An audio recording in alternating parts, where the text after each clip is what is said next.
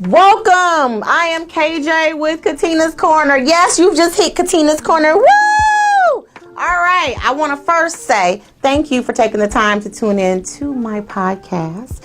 And I ask that you subscribe to my page, like this podcast, and you'll be receiving this regularly. Again, my name is Katina Johnson. Yes, KJ, that's me. So, and again, you're at Katina's Corner. And what we talk about here basically is faith and finances. I don't know about you, but as a mother and as a wife, those are things that come up in my everyday life. And sometimes it can get so stressed, confused. You don't know what you're going to do day to day. But with family and finances, we must keep faith. We need faith for both. So I want to share a little bit about me and who I am. I am a woman who's been married for 20 years. You know, I have been, corporate America for 20 years. I left corporate America about 2 years ago to pursue my own business. I don't know about you, but there's been plenty of times that I've pulled up at my job and just had a feeling of just anxiety, just in the pit of my stomach, where I knew something had to change. So if you can resonate with that, then you understand where I was at in my life 2 years ago.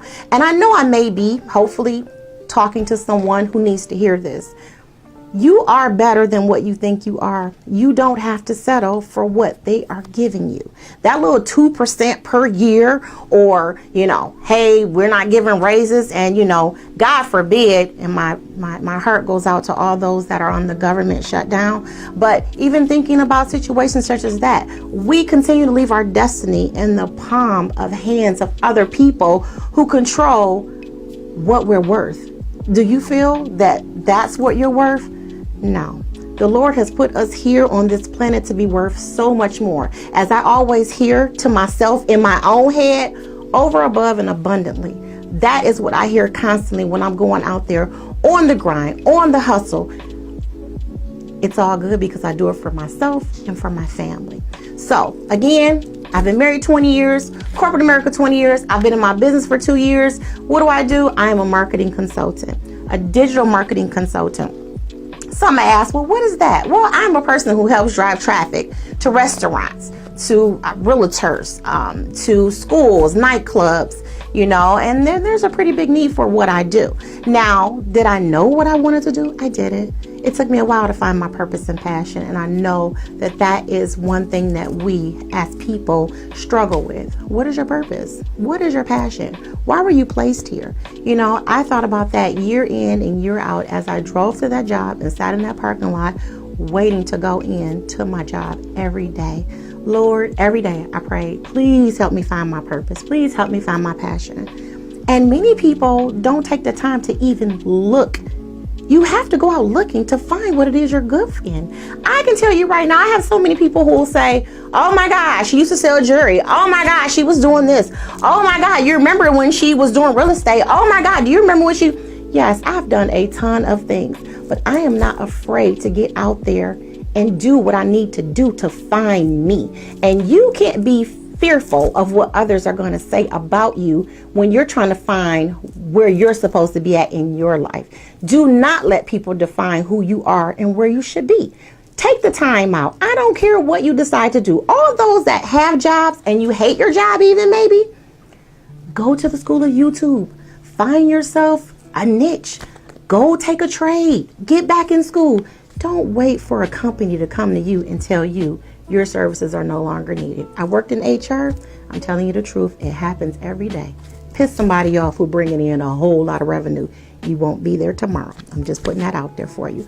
But what I'm here to talk to you about is we put some Facebook fillers out and we had some questions that came to us recently. And I want to go over them because it kind of resonates with some of the things that I just mentioned. And again, I hope you guys tune in and hopefully you can send me some questions and I'll be able to answer them in my podcast and be able to touch on some of the topics that, I don't know where you're at in your life right now, but I'd love for you to take this journey with me. So let's get off into some questions.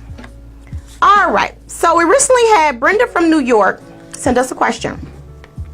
I'm single and dating. I like dating, but would love to be married. The last guys I've dated didn't work out. They were so fine, and a girl has her needs. I don't know if I'm ever going to have a husband. So let's stop right there. I've been married for 20 years. And I must say, I know we all have needs. I believe in the whole thing of really taking the time to wait and get to know someone before you decide to give of yourself to them. Now, don't get me wrong. I get it. He fine. Ooh, his body. That's a physical attraction. It's truly physical. You know, is there something that is more of a base that you're attracted to? Keep in mind that when you meet someone, you are truly, what's the word I'm looking for? You don't know what you want. You just think you want that right now. And if you knew that person for 6 months, I ain't saying you got to wait 6 months, but wait at least 3 months. But if you knew that person 6 months or a year, you might not even like them. You might not even like the type of person that they are. You might find that they don't take care of their kids. Their credit is terrible. They disrespectful to their mother. They don't take care of their bills. But yet you slept with them and you thinking, oh, well, he's going to be my husband. Be careful what you wish for, because you don't want that. He could be right on your couch. And many of us want a man, want a husband. Oh, I can't wait to this. No, be careful what you wish for, because if you get it, you're not going to be happy, because he might take you for what you got. And here you bringing everything to the table. So I'm just going to leave that right there. But again, take your time. Don't just throw yourself at this man. Take your time with who you, because you never know who the Lord is putting in your path. All right. Next question. I've got Desiree from Atlanta. She says, I'm a 41-year-old single woman. I love my life, but can't wait to share it with someone. I dated my last boyfriend for 6 months and thought he would be the one. I'm just not sure what I'm doing wrong. You're not doing anything wrong. You're taking your time, again, as I stated, you're taking your time to find the one that the Lord has put in front of you, who you would be with. And another thing I must say, sometimes we're looking for the wrong things. The man that you might wind up being with could be a friend that you never probably even noticed over the years. Sometimes the wrong things attract us, and it takes the Lord to show us other things that we might be attracted to versus, oh, he's fine. Oh, his physicality is all that. That's so, what's the word I'm looking for? It's so superficial. And those things, they don't define who you are or who you wind up being with, and or for us being a couple. You know, again, you've got to be able to come together as one and be a partnership. So that person who was fine, or somebody you just thought is just swept you off your feet and then dropped you like a hot potato in 3 months, it's not for you. And sometimes we go chasing the wrong things. So I say, again, take your time and wait for who the Lord sends to you. It's a reason why it's taking so long, because he's taking his time to find the right person for you. Okay. Next question. I have worked my way, this is coming from Jasmine in Tennessee. I have worked my way up the corporate ladder and made 6 figures. I try to divide my time up between my family and work, and sometimes work wins. Sometimes I don't know how to detach from work, and I know my family needs my attention.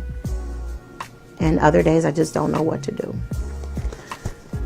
That's a question that I've struggled with my family as well. I think many of us who are corporate moms or business entrepreneur moms, we try to detach and still be the superwoman to our family. And to be honest, it's really hard to be 100% in both. You can't. You've just got to figure out a way that's going to make the family happy, as well as yourself, as well as your employer. So what do? My suggestion is to take the time, maybe give each child their own day.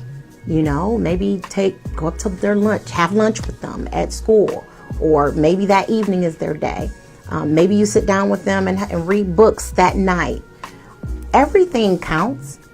And then when it comes to your husband, you can't neglect your husband. You must always be able to share what your experiences are day to day, even if that's just a good just a good conversation between the both of you. And don't get me wrong, your husband's not going to always want to talk work, just like I don't always want to talk work.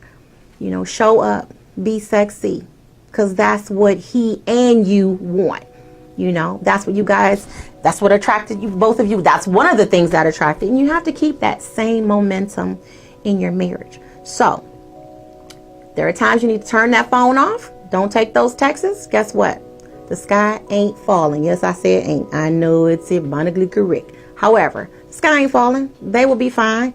Your family comes first. You just got to figure out a balance. You must have a balance. And again, I'm preaching to the choir because I am one who deals with that daily. But I've figured out a way to detach. And for the first time in my career, I took off 2 weeks for Christmas. I have never taken off 2 weeks for Christmas. And Christmas and New Year's, I shut down and didn't do a thing with my business. I completely dedicated my time to my family. And it felt good because I knew I had to go hard in the paint after January 1st. However, again, I've still been able to break up the time that I need for my family and my work. So I hope this helps. Okay. Crystal from Toledo, she said, how do I start a business while working? Well, there's a lot of things that you can do. And that's a good question. Many of us want to start businesses while we're working. And I think we don't think that there's enough time in the day. There is time, but you've got to be consistent. When I worked in corporate America, I ain't gonna lie, I was planning my escape. I had ordered so many things from overseas. I mean, I've got so much inventory that I'll always be able to make money. So you just always got to figure out if you can get another skill, if there's something else other than what you're doing now that where you can make money. Okay. So first, I don't care if you need to go back to school. Again, if you need to take up a trade, figure out what it is, or basically do some research. What do you want to do? Okay. So now that you know you want to do that, what's your strategy to get there? Do you go maybe on YouTube? Do you join Facebook groups and find those people who are doing those things and learn from them? Maybe you find a mentor. You know, it's different ways of going about things. I would definitely say, don't quit your job right away. Don't quit your job. Take your time and figure out what it is you want to do. Because I'm sure that a lot of times the money that you make, your family relies on that. So you really need to sit down and plan. What's your strategy? Okay, maybe you'll say 2 years from now, I plan to be here versus here. You really need to think this through. Okay, so I hope that helps you. And again, if you have any questions, just list them below, and hopefully I can answer them on my next podcast. Okay, all right. So the next question that we have is Shonda from Southfield. She says, I hate my job. I am micromanaged by my boss. I do the same thing over and over again, and I don't feel like I'm growing. How can I quit this job when my family and I depend on my salary? And, she said they depend on their salary to make it. Same as the last. I've been getting several of these questions, and I believe a lot of it comes down to, you're growing and you are stuck. How can you grow and be stuck? You're in a box and you can't get out. For instance, again, I worked in corporate America for 20 years. Working in corporate America, I was a recruiter. So I rose to the ranks from temporary recruiting all the way to PhD, MD, nurse practitioners, you name it. Well, once I got there, I realized that I was kind of stuck. And it's like people say, oh, you're good at that. You're good at what you do. No, just keep doing that. And you're like, wait, no, I've been doing this for 20 years. I don't want to keep doing this. And so at that point, it's up to you to figure out what it is that you want to do. So if you are out there and you're looking for, let's see, you said, I hate my job. I can't stand it. So you kind of sound like how I sounded, but you've got to make your own way. Even if it means that you have to find another job. You might have to apply outside of the company. A lot of us get so complacent within our companies that, let's just be honest, I said our companies, that's not even your company. You work there. They can get rid of you at any given time. So you need to figure out and get you some more skills. So if you want to do something else, so let's say you work in customer service and you're like, dang, I want to go into HR or I want to do IT. Well, you need to take some type of classes to get you there, because at the end of the day, as coming from a former recruiter, we used to get a lot of resumes that came in. And truth be told, sometimes it comes down to who you know. You know the right people, you'll get that job. That's terrible to say, but it's kind of true. Okay? But you've got to be able to rub elbows with people. And, you know, I know they say kiss butt. It comes with the territory. You kiss butt and everything else that we do. I get it. Nobody wants to kiss butt. But when you work in corporate America, it's all politics. You got to play the game. You think Trump won? Well, no, that's a different topic. We ain't going to talk about that. Okay. Anyway, I digress. So I'm saying that to say, you've got to find your way. You've got to figure out what works for you. You know, if you feel that you hate your job, you've got to do something about it. You've got to sit down and say, okay, how do I get out of this job in the next 6 months? You know, you've got to go to maybe some different, I know when I worked at the hospital, they used to have different groups and meetings and associations and all kind of stuff. And I'd go and I'd meet with people. And so it would work in my benefit. Well, let me back up. I did belong to an organization. And with that being like a recruiter's organization, you know, I was spoken to from some of the other recruiters whenever there were openings there. And the fact that I knew them, I knew I'd be a shoo-in. But then my whole thought process was, okay, well, I'm going to leave this problem to go to another problem, because I heard them complaining too. So with all that said, I just got to a point where I said, you know what, it's just time for me to do my own thing. And it might be time for you to do your own thing and just figure out, again, you know, what direction are you looking to go? So if you really hate your job, sit down and think about what's next for you. Or you'll be looking at that job 50, when you're 50, 65 years old, and you can say, oh, well, forget it, I'm just going to retire from here. Well, I have friends who said that they were going to retire, and then the market crashed and they had to work more years because their 401ks went down. And I've seen recently we've had some of those issues as well, but that's a whole nother topic again. But again, I say to you, you know, good luck with however you choose to find your next career. But just know you need another one. You need to let that one go. Okay? Next one is Linda from Detroit. Ooh, Detroit. Yeah, that's my hometown, y'all. How do you find your purpose and passion? I'm 47 years old and I still don't know what I want to do when I grow up. Again, common. This is what we talk about. I used to say that. What do I want to do when I grow up? You know how many things, again, should I reiterate how many things I've done? Like, you guys don't even want to hear it. If my husband was here, he would just be shaking his head because he's like, okay, babe, what are you doing now? The thing is, what I'm doing is I just never stopped. You can't stop. Don't quit doing what you do. Keep going. If you get knocked down, guess what? You didn't fail. You learned. And I know there's this like video that Will Smith does. He calls it failing forward. And it's real talk.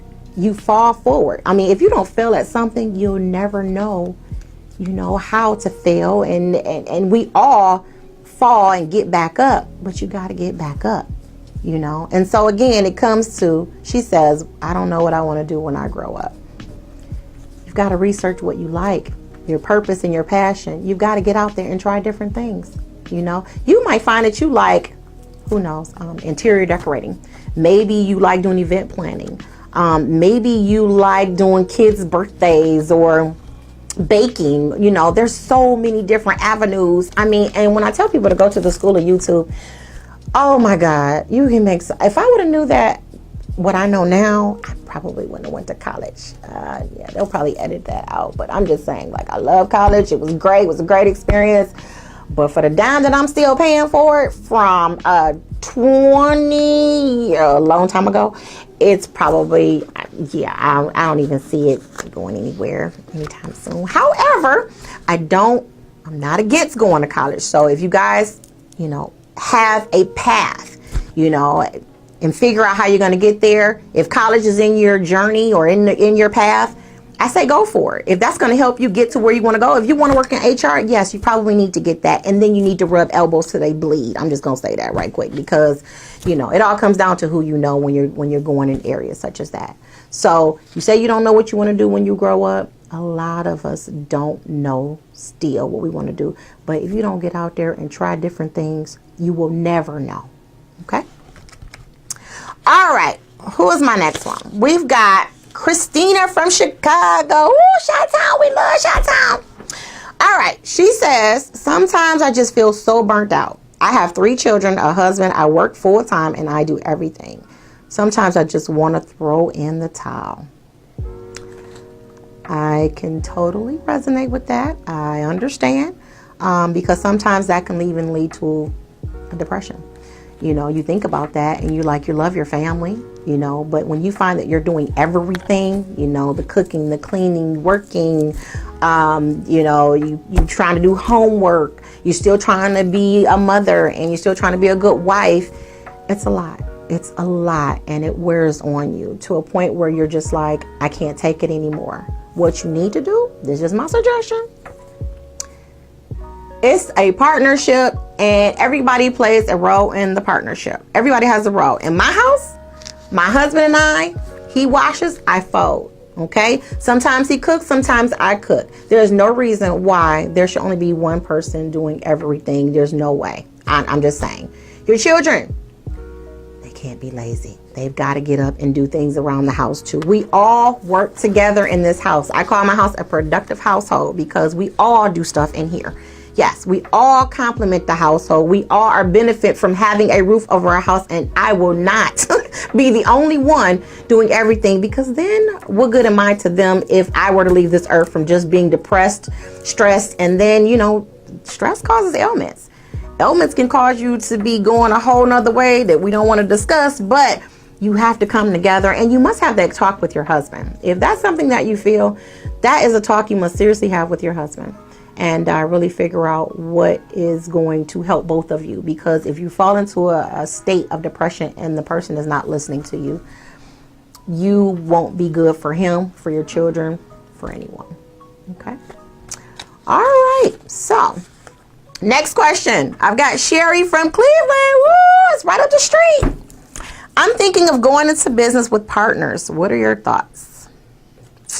Okay. So I'm a little mixed on that. I've had partners and they were great. However, your partners should always complement or have strengths that maybe you don't have. If they are not as invested as you are, it won't work. And you have to make sure that you won't be the main person doing the work. I know that there's been times that I was going to partner with someone and then I noticed that they weren't doing as much as I was doing. And that's not fair. When the payout comes, they're going to want half. So you've got to know who you're going into partnership with. Everybody is not a good partner. I don't care. You look up, you'll be in a court of law, and then they'll be getting half of the funds that have come in, and they haven't done a thing. I say make sure your contracts are tight. Make sure you have a conversation with them up front. Make sure you research and know. And again, I'm sorry, I know friends and family, you love them dearly, but do you want to go in business with your friends and your family? That's a whole nother thing, because if that goes south, now every time you go to a family function, it's kind of awkward, you know, and you don't want to have that sort of momentum within your family, you know. But business, family, friends, it's not a good mix. Now, you could say otherwise, but if that's, you know, the path that you want to go, I say go for it. I just think that sometimes taking on partners 50-50, you've got to know what their work ethic's like. You know, do they pay their bills? You know, like what type of partner are they going to be? So really take the time to really think through, if you have this partner, what are they bringing to the table that can help that much more? Okay. All right. Thank you, Sherry. All right. I got Jasmine from Dayton. I need a job and have applied all over the place. What other things can I do? Well, you know what, Jasmine? Applying is just not the only thing that you can do right now. You know, you used to be able to just apply and pray. And don't get me wrong, you still pray, but you've got to take it a step further. Again, I've been a recruiter 20 years. With that, you know, you need to join places like LinkedIn. You know, you need to visit these, you need to go to these job fairs and start meeting some of these recruiters and start to develop a rapport with them. And the more that you're going, they're going to recognize you and say, hey, you're that girl from such and such. Or, you know, yes, once you apply, go on LinkedIn and see who the recruiter may be. You know, there were some other things that you can do. You need to also reach out like to the HR department. Maybe you can find out the name of the person who's handling that position and maybe send them an email. You know, so you've got to really, really get creative with finding a job. When you see different conferences that are coming up, women's conferences, more than likely there are women who work in HR there. You know, you go on Hobnob and just, it's about creating relationships now. If you create relationships with people, they will remember what type of skills that you have when they have these jobs that come up. So again, it's all about relationship building. Like I said, job fairs, women's conferences, just different events, meetups. I don't know if you guys are tuned to meetups, but a lot of these people are in meetup groups these days. And if you have certain skills that you know are really, really good, that I'm going to say really good, but let's just say you're a nurse practitioner or an IT person or somebody who really, really can put their skills like branding yourself. Build yourself a Facebook page, you know, Facebook page, LinkedIn page. When you go to these pages, you see people have taken the time to actually put down the things that they've done on their Facebook pages. And then, like, let's just say you're a nurse practitioner. You may be talking about daily things that maybe you've encountered with a patient, not with giving away information, but again, you're building your brand. You're like, hey, today, you know, we had such and such patient that came in that we did this, that, and the other, and it was an amazing experience. And you know, maybe this is something, you know, you might be interested in, but these are things that you want to be able to hone in on, because again, when you start to build your brand, people find you better, you know. So if they go to Google something, you may come up just as a relation to whatever that word may have been. So it's about building relationships and building your brand online. Okay. And let's see here. I've got Joanne from Chelsea. I've been in the same job for 12 years and I really want to do something else. I apply to various jobs in my company but never get interviewed. Is there anywhere else I can do to move up and around? Well, first of all, it might be time for you to move out of that company. I mean, real talk. Sometimes that, like I stated earlier, you get caught and you stuck. So when other people are not looking at the value that you bring, and it's time for you to take your value somewhere else, or maybe you need to get some other skills that will help you out as well. However, you know, many of us get caught with companies and you just don't realize there's nowhere else you can move. So you take the time, move out, find another company that will value what you're bringing. You know, again, why are we so committed to companies that aren't committed to us? You know, and that's a problem that we have. You know, a company says, oh, give us 2 weeks if you were to leave. When then they're coming to let you go, you barely get a day and they're walking you out. You know, so I'm just saying, take the time to invest in you. If you've been there for 12 years, you've got 12 years of experience that you can take somewhere else. And let me be honest, you know, many of us that are getting all of these tenured years underneath our belt, you become what we call seasoned. So if you're seasoned, a lot of times they look to maybe they could bring in somebody else who's younger, teach them and pay them less.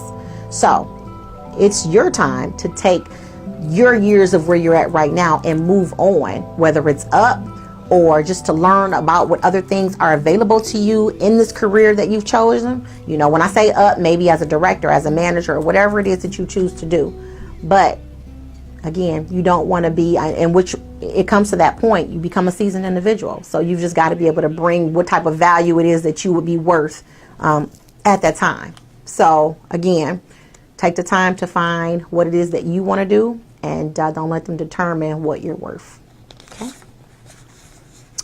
All right. I've got Jeanette from Oak Park. She says, I make more money than my husband, and I sometimes think that it's an issue in our marriage based on his attitude and his behavior. That's interesting. Well, I think, just my thought, I think sometimes that our husbands can lose their ego. You know, our husbands come with an ego. When I say ego, not a bad ego. Ego of, this is my family. I want to take care of them. This is my household. You know, I make the money. I make sure that they are, they're well off. And if they don't feel that way, that could hurt their egos. And I'm finding that there are a lot of women today that make a lot more money than their spouses. And again, that's okay, because we're partnerships. When you're down and I'm up, we still up. When you down, when I'm down and you up, we up.